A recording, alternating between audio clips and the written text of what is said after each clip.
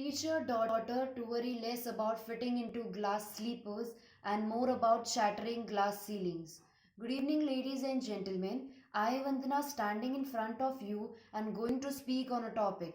Is feminism a reality in rural India? Before going further, let me tell you what basically feminism is.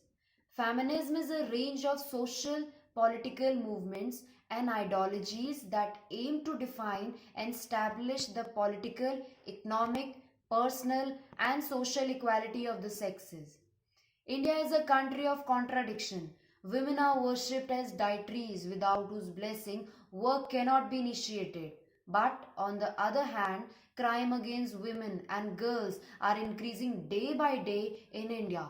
It is sad that in many cases the perpetrators are known to be the victim. This increasing mistrust can create havoc in Indian societal pattern.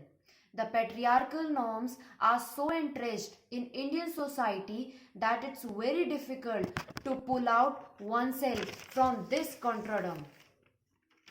When a girl are born in Indian families, they are not welcome, at times even by their mothers. They lament that a son could have been a real asset for a family. In rural India, very few women have ownership over land and productive assets. This proved to be a round block in institutional credit. Majority of laborers are women. They mainly assign manual labor.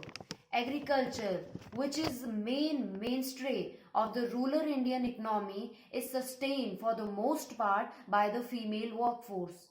They are invisible lifeline of the agrarian rural community life.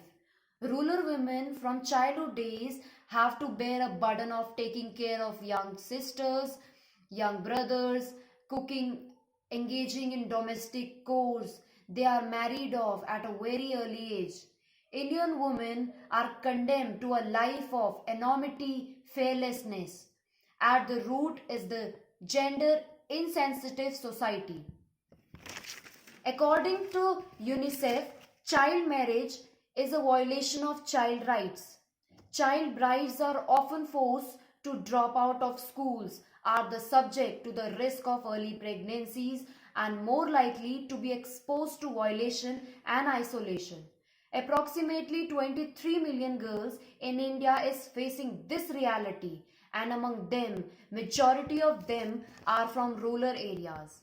At last, I want to say that human rights are women rights and women rights are human rights. Let us not forget that among those rights are the right to speak freely and right to be heard.